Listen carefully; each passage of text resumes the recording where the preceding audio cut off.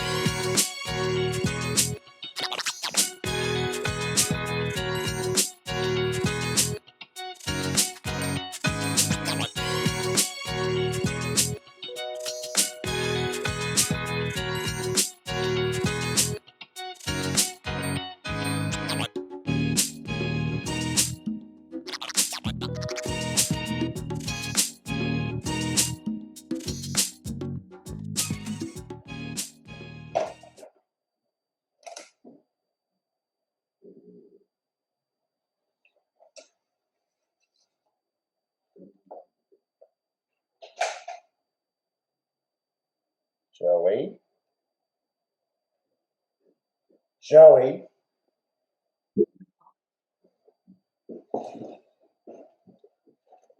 Hi! Oh my God, so sorry. Hey. I'm so sorry. I was enjoying this. Oh, hello, everyone. Hi. Good afternoon.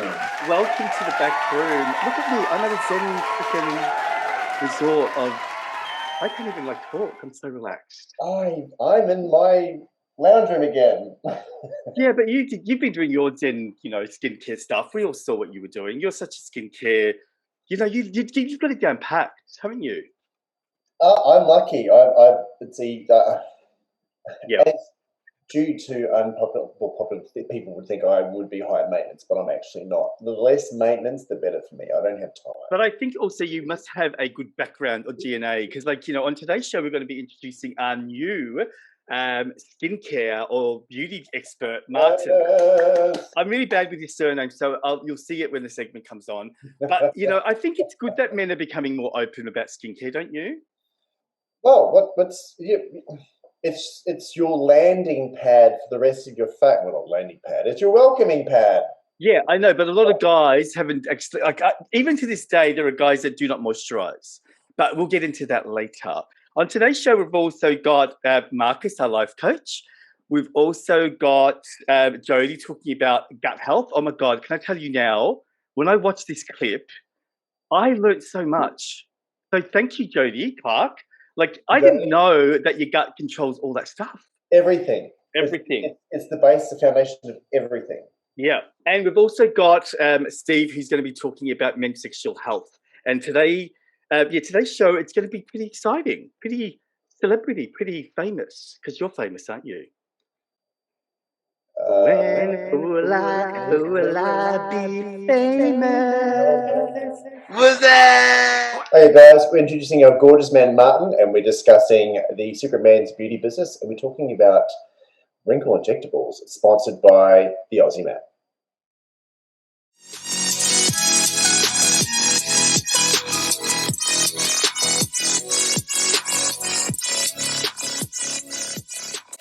Welcome to the first segment of Secret Man's Beauty Business, where I'll be discussing all things cosmetic medicine on a monthly basis. So my name is Martin Desmarais. I'm a registered nurse trained in Montreal, Canada, and I work and live in Melbourne, Australia, away from the harsh winters that I was brought up with. So today we will start, I need to first say that I don't have any sponsorship to do those segments, and what I'll be saying represents only my opinion, an educated opinion, given that I've been working in the industry for 20 years, but it still remains an opinion. So today we'll start with the most popular cosmetic procedure, the anti-wrinkle injection, Botox, the Brotox, the vitamin B, or as I like to call it, Bobo. They are anti-wrinkle injections in Australia. We are not allowed to use brand names to advertise cosmetic procedures. Also, these are injections for improving your appearance, but you don't want to jeopardize the safety because you're shopping only by price.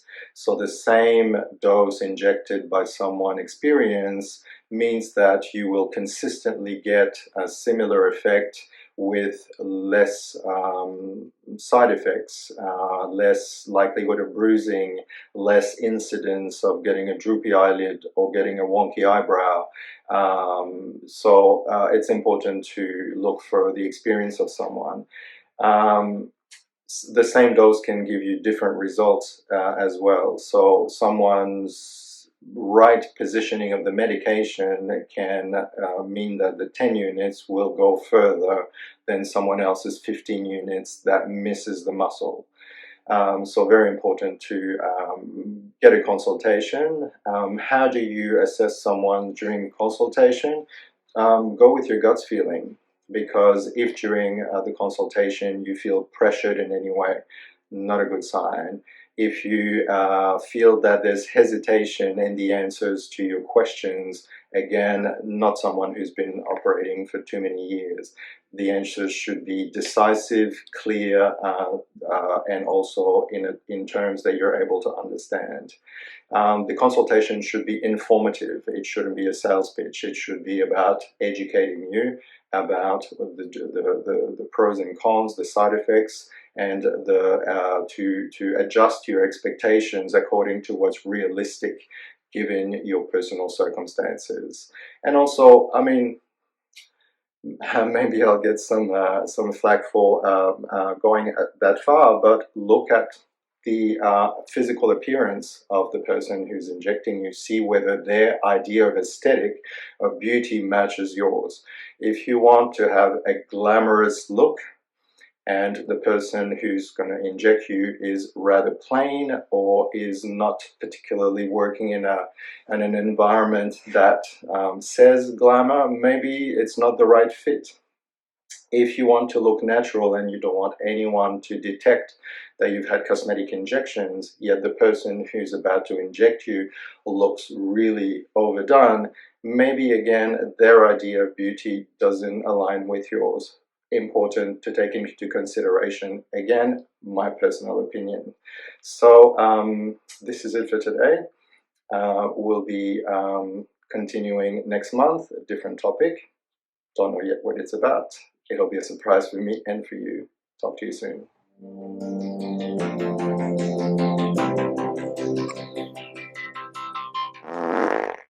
Wow.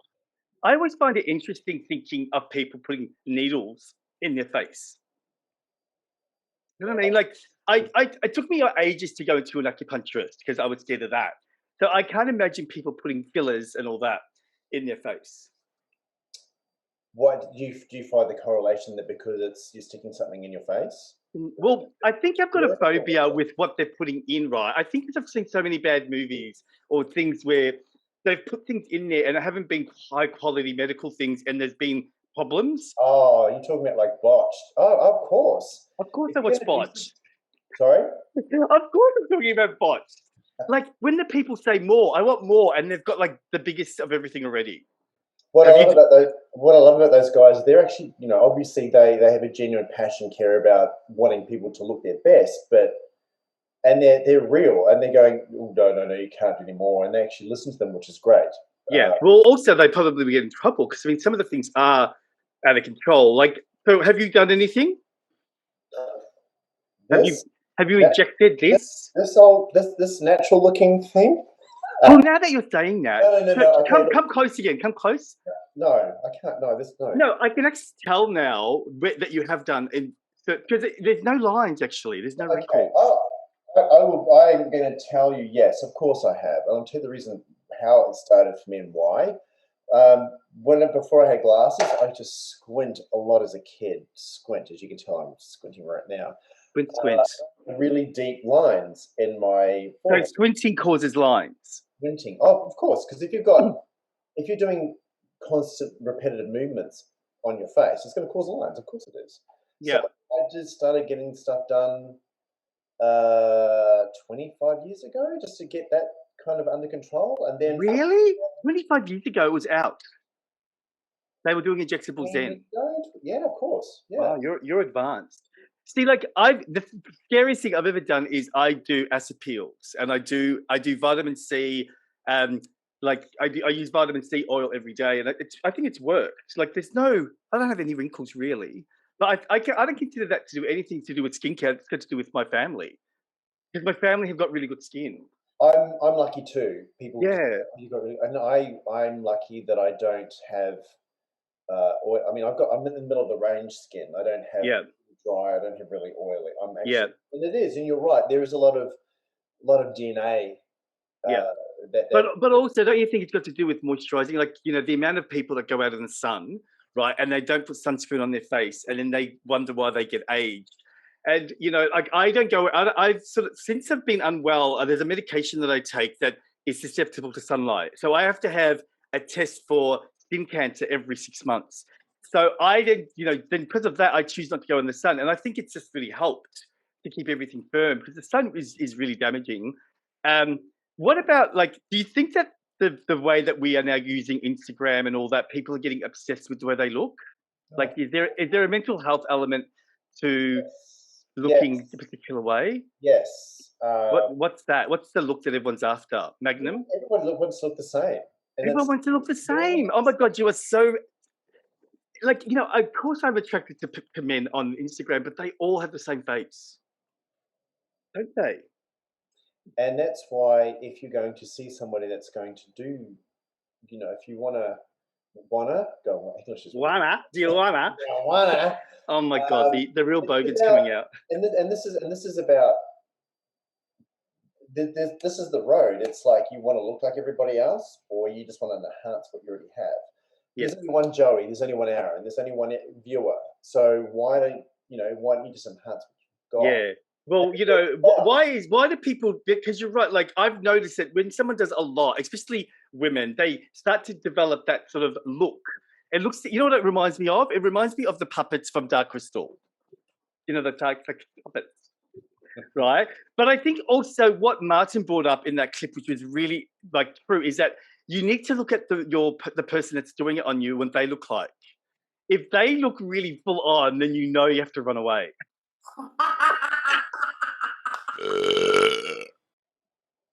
Okay, coming up next is Markus, our SMB life coach, and in this episode, he's going to be talking about the choices that you make that give you the responsibility to live the life that you want. So really interesting stuff. And this segment is sponsored by Get Outside Melbourne.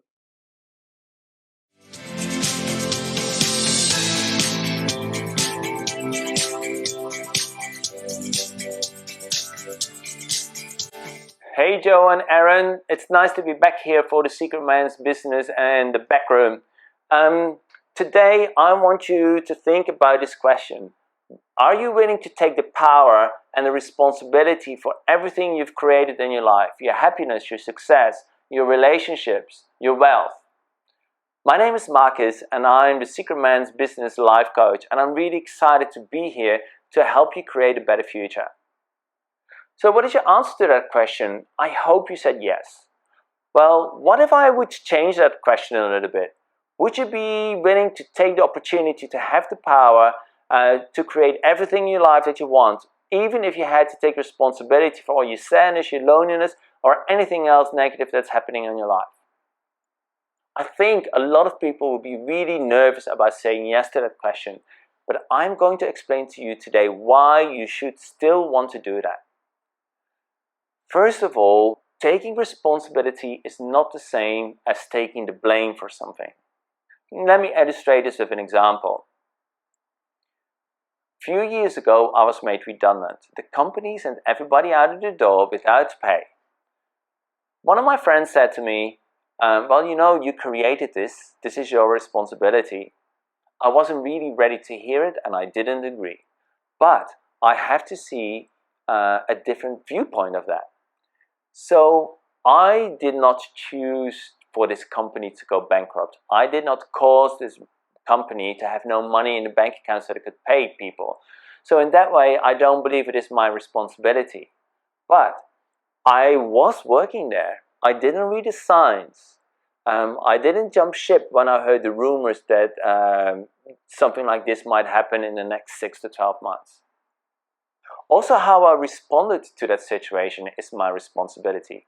I could have started to be angry and upset about it, or I could choose to feel empowered and say, okay, this is meant to happen. There will be opportunities for me there to grow. And this really takes me to the second thing, why it is important to take responsibility. Taking responsibility means you have to choose. I can choose this or I can choose that. But there are sometimes subconscious processes running in the back of your mind. So this is like energetically. And good energy is going to attract good things. Bad energy might mean that you attract bad things. Or there are subconscious lessons that you need to learn. For example, how to deal with money in such a situation. There's two things that are really important. First of all is taking responsibility doesn't necessarily mean it's your fault. Then there's the responsibility of subconscious processes, so that might be something you're not aware of. And then the third is that you are creating your own life, whether you like it or not. And if you think about it, everything happens for a reason. You meet somebody, you fall in love, you get married, you have a job, you don't like it, you choose a different job. And then you move to another job, right? And you get more money. So you can see that everything is connected together. And that is really what is so important. So what I want you to do with this information is consider this. There's three things you need to consider. The first one is there something that you want to change in your life? The second thing for you to consider is this. Do I know how I got into this position? Even if you answer, I don't know, it is still a good answer because it could be a subconscious process, but at least you're acknowledging that something has caused you to be in this position. And then the third, a final thing you need to be aware of is this. If it was your choice, what would you choose instead? Yeah. So now you have seen there's things for you to realize that whatever it is that you're experiencing, there's a way out. And you don't need to know the way yet. You just need to acknowledge for yourself that there's a way out. And that can start to open up for new opportunities to come into your life. And so you can start to create a better future for yourself. I hope you enjoyed this little talk about taking responsibility and creating opportunity in your life. My name is Markus van Driel. You can find me online, markusvandriel.com. And of course, I'd love to hear what you think about this in the Secret Man's Business Facebook group. For now, it was nice to hang out with you, and I look forward to connecting with you again soon.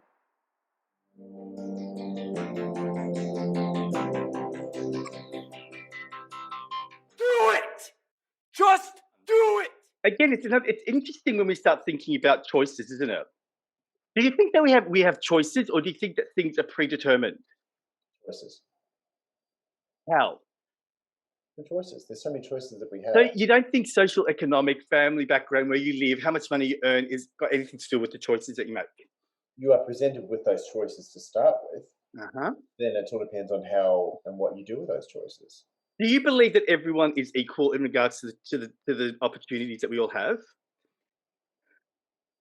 Like, do you believe that someone who's, say, living a lower economic life can really focus and go up and go do something?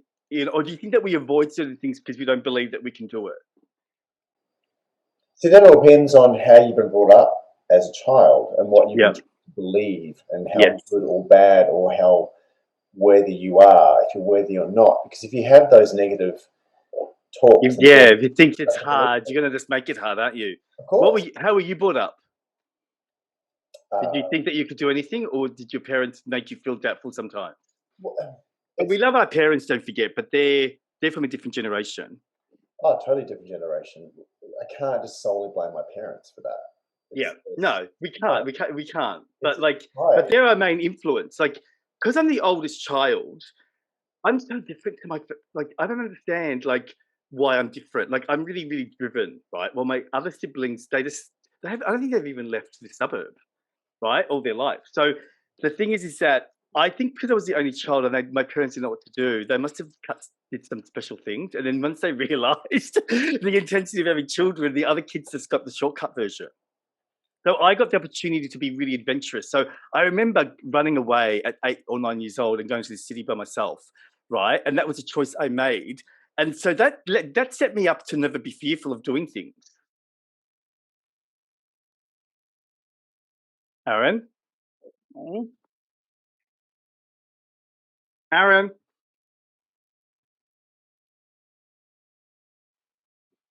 Aaron's frozen, everyone. So that was a choice that he made. I'll be back. Why so serious? Hey guys, this is the gorgeous Jodi talking to us about gut health, a new segment with Healthy You, sponsored by Acacia Luxury Tools.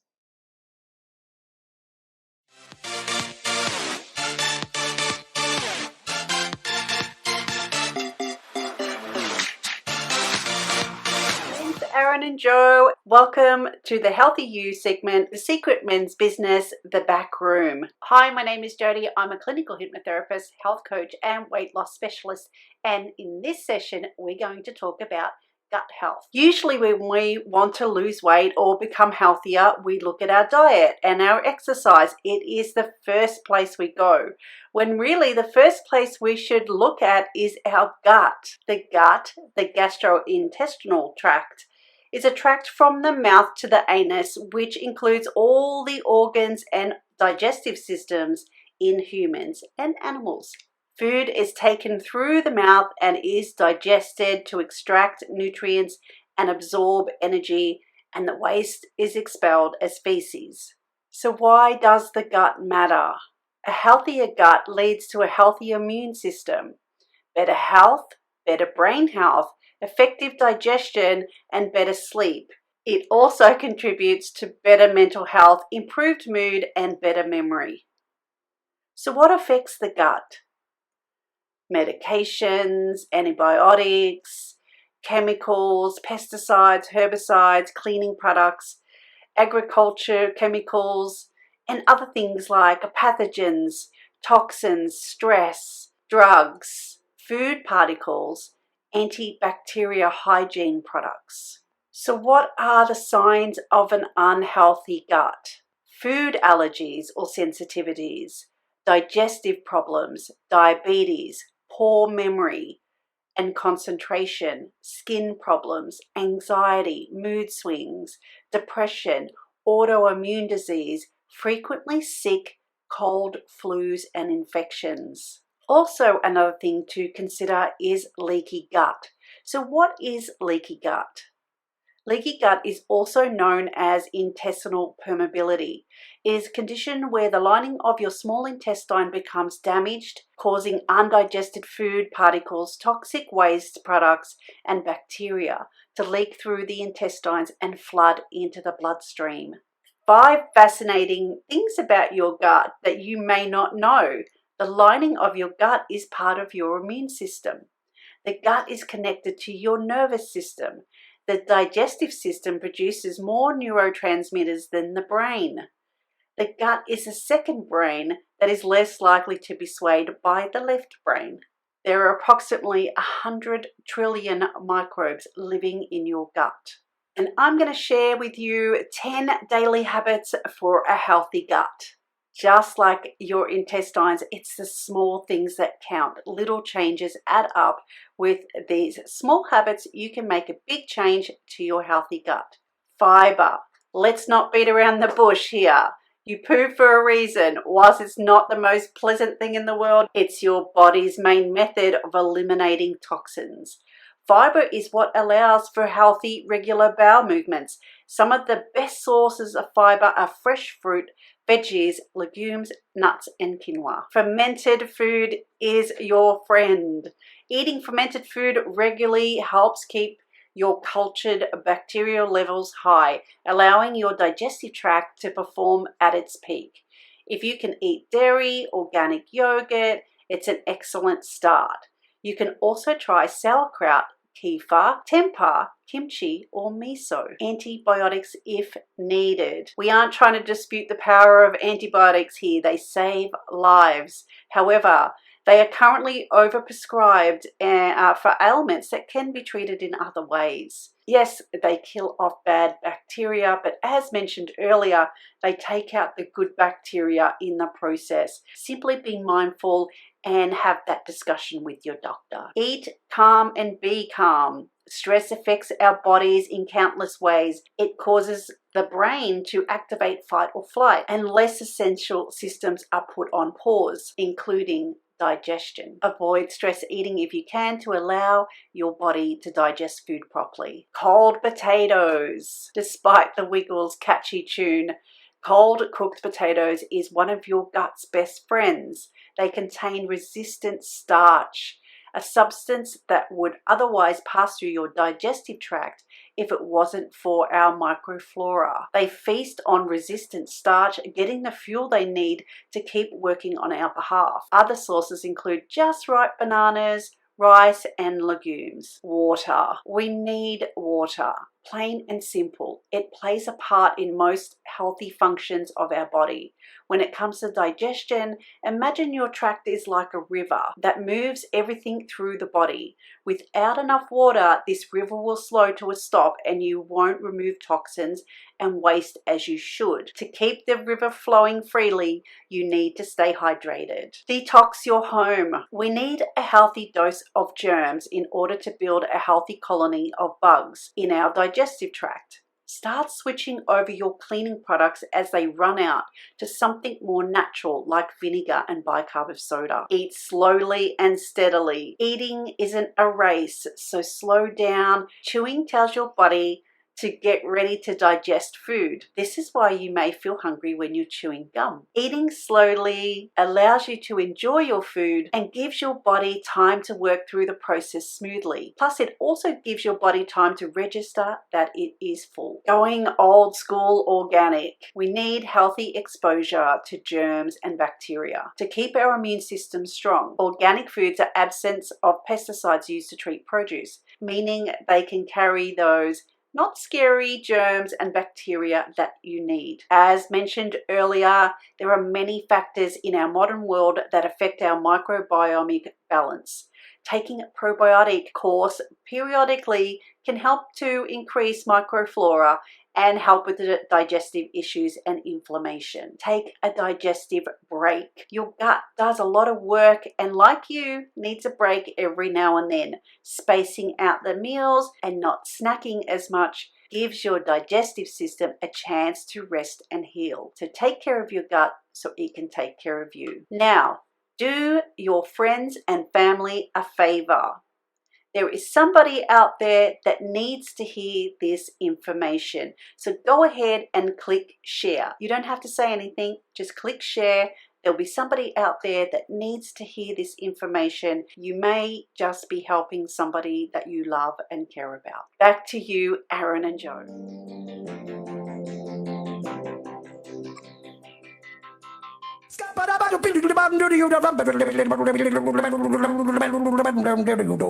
I'm a scat man. Well, I think I've had gut problems forever. So forever. So okay. So what do you mean? Be more specific. What's wrong with your gut? I'm really sensitive to, like, if I, like, for example, I love pizza, right? But if I have pizza, I know what's going to happen the next day. I'm talking about really bad farting. So the variables of this are: is it wheat, gluten, or what's on the pizza? That's all your variables, right? It's not cheap. It's good pizza. It's healthy. It's the wheat. I know that I don't have bread and anything, but it is interesting. Like that bit, I think, really blew me away. And Jodi reckons that's only the tip of the iceberg in regards to how the gut impacts your brain, your mental health. And I don't think enough people realize that what you eat is really important. You are what you eat. Of course. I know we say that, but the thing is that I don't really think people realize because they continue to eat bad. People eat for different reasons for comfort food, but you're right. And as Jodi said, it's all about, that's the foundation of everything. If you've got healthy gut, because that's where everything absorbs, that's where all your nutrition absorbs into. Yeah. How's your gut? Do you have a good, like, it's your, some people have no problems, and other people, they have a lot of problems. So I sort of associate mine a little bit to the fact that I've had anxiety.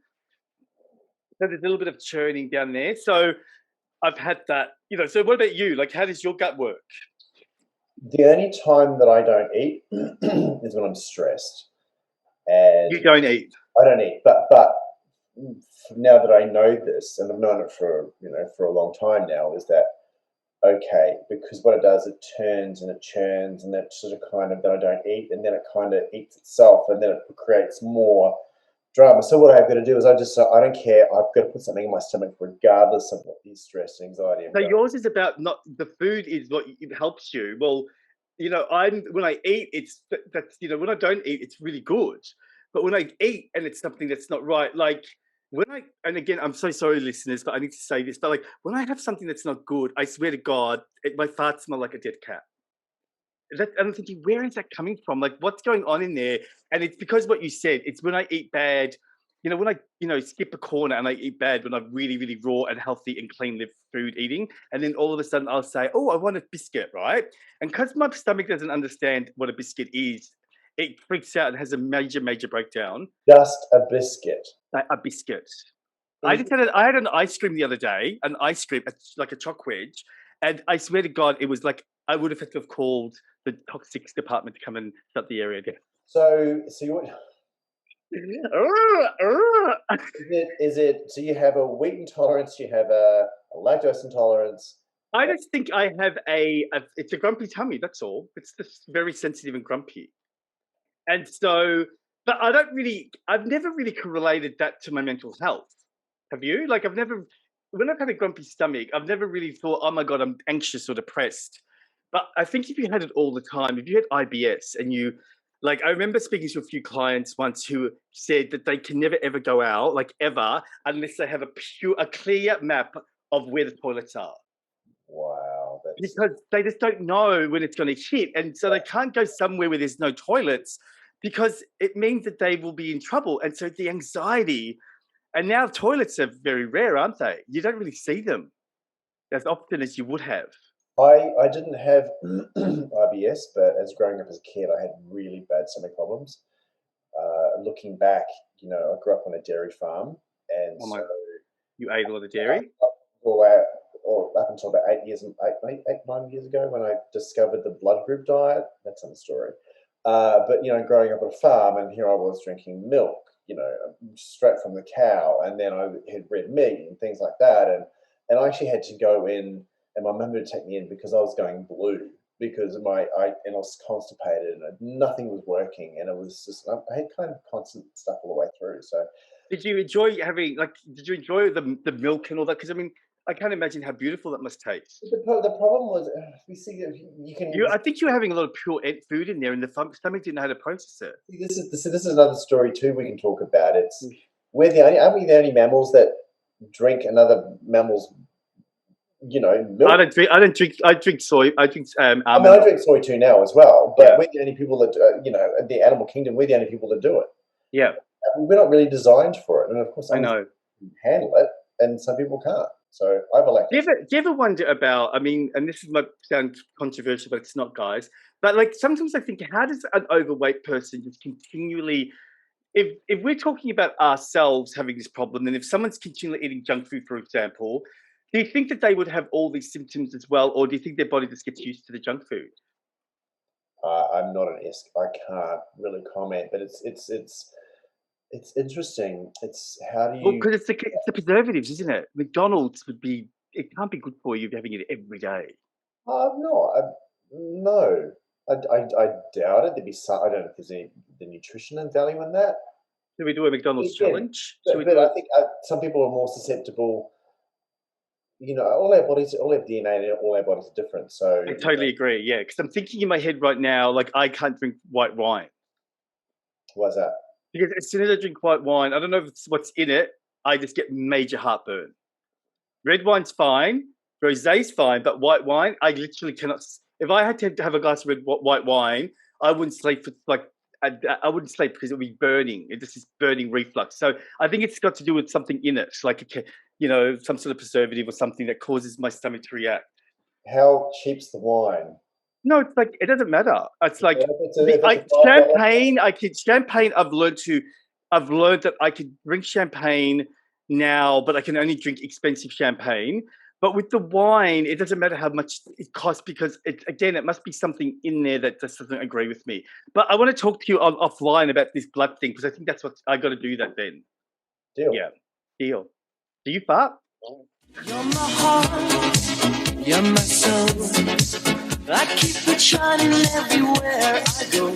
Okay, coming up next is the gorgeous Steve from Sydney talking in his segment Men's Sexual Health Advocacy, and he's going to be talking about how do you prepare for sex. Now, don't think this is what you think it's about. It's all about how your mind does it.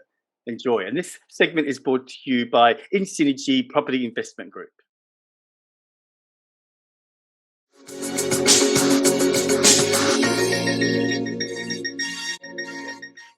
Hello, you beautiful people. Welcome back to the sexual health segment on SMB TV. I'm your resident sexual health expert, Steve, and it's great to speak with you again. Now, last week, I got to tell you a bit about myself, and I introduced you to the notion of using the tools, the knowledge, and the communities that are at your disposal to ensure you have a healthy, happy, and fun sex life free from shame and stigma. This week, we'll be talking about something I get asked about all the time. What's the best way to get ready for sex? Now, of course, the best way is the way that works for you. We're all different, and what we consider to be sex itself can be very different. But for this video, I'm talking about interpersonal sexual activities. Now, there are certain things we can all do to make sure we are prepared not just physically, but mentally for sex. One of the biggest barriers we encounter when it comes to enjoying sex is our pesky mind. And this form of sexual anxiety is totally normal and something many of us contend with. Now, what has sexual anxiety got to do with sexual health? Well, as we explored briefly last week, good mental health is good sexual health, and vice versa. And when we let sexual anxiety take control, that can lead to some poor health outcomes, whether it be poor decision making, putting yourself or others at risk to harm, or even just things like FOMO, the fear of missing out. Preparing for sex can be a bit of an art. Often it's a very private thing, but it's something most of us do. So how do we prepare for sex in a healthy way? Well, you've got to get yourself into a healthy mindset and consider where you might be experiencing anxiety and figuring out ways to overcome that issue. And who doesn't want to just have sex that is good and fun for everyone involved? I've had to think about some of the things that get in my way when preparing for sex, and I'll touch on a few of them with you now. Now, first, just the question, what do I think of myself? This is all about my self-confidence and how I think others see me. If I'm not feeling beautiful, I'm probably not feeling very sexy. So I do my best to overcome this through things like positive affirmations, but it can be a really tough one to crack. But if it's any reassurance, the person or people you're about to have sex with have already decided they want to do it with you, so you can put that feather in your cap and know that you're beautiful and you're good enough. Next, the question what you think might happen. This is like war planning sometimes, going through your mind all the what ifs and worrying about things that might not even be worth worrying about. Something I'm often asked are things about hygiene issues. And while I encourage a shower before sex and general good hygiene, sex can be messy, and that's okay. People are more mature and pragmatic about these things than we think.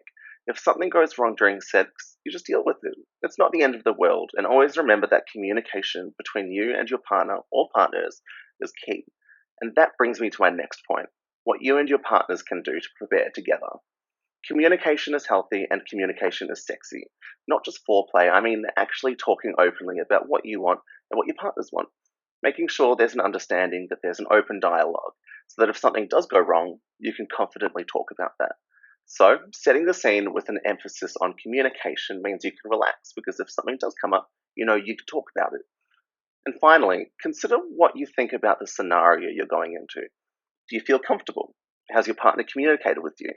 Are you going into the scenario with enough information to make you reassured and safe, or are there things that seem a little bit off? Consent is so important here. Consent can be withheld at any point, and consent can be specific. Consent puts the power in your hands, and don't be afraid to use it if you're not feeling it. And just very importantly, relax, have fun, explore safely, and always communicate. Sex is fun, but it's also normal to worry about it. So consider what gets in your way and what you can do to counter that. That's the end of this video. Thank you so much for watching. Again, I'm Steve, your sexual health expert. If you have any questions, reach out, leave a comment, or get in touch with us at SMB TV. We'll see you in the next video.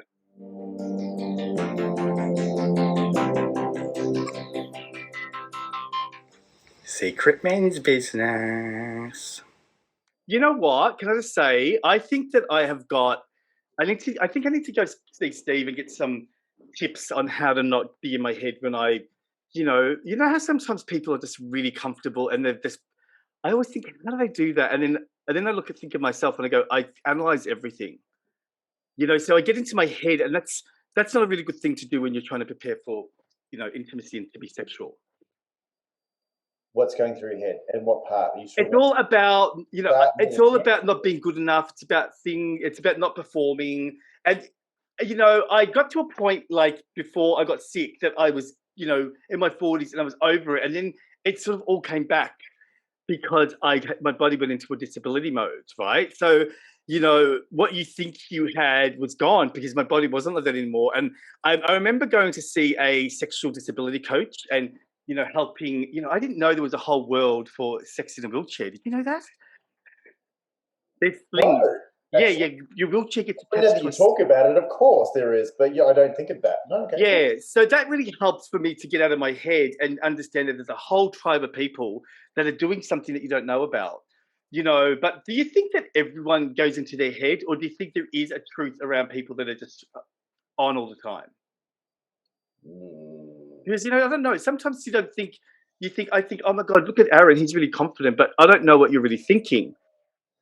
See, isn't it interesting? We all have this, like, a facade. No, I won't say facade. What you see may not be, or what it appears to be behind. Yeah, especially if you're naked, which is even more intense. So that's, you know what I mean? Some people can take their clothes off straight away, and then you go, I'm getting this from being in the locker room at the gym. There are the people that go, it's off, and then the people that stand with their backs to the crowd, and they, that all of that has got to do with, I think, how you were brought up and how you saw sex at a young age, where some people are really comfortable and some people brag. Some people are flirty, while other people are insecure. Like, I know that I've always been a bit shy and insecure because of stories in my head about what other people may think. Go on. What happened? I'm putting my hand up because I'm going, that's me. I never would have thought that was you. I always thought that you were confident with that. See, this is it's a smoke screen. It's a smoke screen. So can I ask you a question then? So if you're having a sexual situation and you're not happy, are you one to share it, or do you just go inside yourself and just get on with it, or just do it or want to run away without talking about it? Like, how do you manage your insecurities? Do you discuss it, or do you hide and then you leave? So I'm sorry, you need to. You're having sex with someone, right? And something at a time at this. Yeah, and something happens in your head that causes you to have an insecurity. Do you say to the guy, sorry, hold on, I'm just having a moment, or do you just say nothing and then just leave, or manage it? Some people say stuff, some people don't. You're talking about like an event that's quite obvious. Yeah, like something you can't get a hard on, for example. Okay. And so it's embarrassing to you. How do you handle that? I guess for me, now what I would do, it would be more along the lines of, then I would analyze myself and think that what's going on here, because I'll do a kind of a bit of a body scan while you're there. It would be more like, what's going on? Like, what's wrong with me at this point in time? It would be more if I wasn't. It would be obviously there's a lot going on in my head. What's happened over the last few days? Am I getting enough sleep? What's the story? Or well, that's good. It sounds to me that you're not going into a mental you're putting yourself down. You're actually being more logistical, which is good. You know what I mean? Like, you're not thinking that you've done anything wrong. No, I'm more of a practical kind of person with that, I guess. Yeah, it's me. It's sex and me. Yeah. See, after listening to that segment, I had sex at a very young age, right, with a boy at high school, and I realize now after analyzing that because it was a secret and because it was hidden and because he never came out and he was a straight jock and all that, I prefer like anonymous sex that doesn't involve connection. Not all the time, but there's a preference for that because that's safe, right? And then once you're exposed, I feel that exposure is it's uncomfortable. But I'm not saying I don't do it because I've been in relationships with stuff. But it's interesting how my mind would prefer to do something anonymously where there's no, like I'm a different person when I go overseas because no one knows me, for example, right? I could be totally different. And then I come to Melbourne thinking, I want to be that person in Melbourne. And then I see someone I know or I connect with someone that I know and instantly I go back to the shy, quiet person because I don't feel secure with certain things. And you know how that happened, right? I remember once this guy I was having sex with said to me, he was obviously full on whatever, and I just wanted to have fun. And he said to me, "You're an amateur," right? That stuck with me for such a long time because I believed him. I believed that he was better than me. And I don't think that now, but it's interesting how little things or events, I see a lot of clients that come to the clinic that can't get erections. So they have major insecurities because of one person saying something, right? It's interesting. Oh, no. I feel the same way. There was a situation that happened. I won't go too much into it, but That the amateur thing, sorry? about being called an amateur. No, it was a remark that, and it had nothing. It was directed at me, but it was more about his own projection of his shit onto me, and what he just said to you about you being an amateur. That wasn't you. That was his. You know this. Yeah, I know that now. Like, really, what it was that he wanted disconnected sex, and I offered fun, which I talked a lot, and I just wanted to connect and be intimate. And I remember it was New Year's Eve, right? So I said to him before I went over, I will come over, but I really want this to be connection because it's New Year's fucking Eve. Otherwise, I'll stay at home. And he goes, yeah. But when I got there, it became mechanical, like a lot of guys do. And every time I went to talk, he didn't want to talk. And so that's why he called me that. It was about him because he didn't want to think or feel or anything. But I wanted to be such an idiot and have fun. But for a long time after that, I did think it was me. It really played with my head for a long time. Just saying how easy it is, to be uncomfortable. Like that, the whole thing about preparing is really all about confidence. Because another thing that I realize is that one of my really, again, this sounds so bad, like one of my really sort of, I'm going to call him average looking friend, right? He's average looking, but he picks up the most hottest guys because he's confident. Yeah. He believes he's a god. Confidence is so sexy, and it is. It's so attractive. You can be this cookie cutter, amazing, good looking, Chiseled body person, and just have a vacuous mind because that's how some people are. Yeah. Be just an average looking guy or girl and have this most amazing confidence. And it's because I've never had that. I've not never. I'm only now realizing. Yeah. But you would have had it like in certain points, but not maybe all the time. That's the thing. Like going overseas, like I said, you would feel the same way as me then, wouldn't you? Definitely. You just got this confidence and you just do things. I remember going to Berlin and I swear to God, when I look at those photos of me in Berlin, I sort of say, who is that guy? I was doing things that I didn't full on. But then you come to Melbourne and you just go back into your little thing. And, there's nothing wrong with that. I guess we've got reputations and we've got friends and we've got lives. But it is an interesting thing how sex can, because for men, sex is connected to shame. There's a shame element. Yeah, for men it's all about shame. And so, I was ashamed of going and doing that stuff at high school. I was a Catholic, so there was the shame coming from that. It was never talked about. The guy that I was having sex with never ever afterwards talked about what he was experiencing. It was just about doing it, right? So doing that for 5 years, every day at school, like we had sex a lot. That got into my head. So when I went into the real world, you know what I mean? I expected that from people. So I seeked people that would abuse me.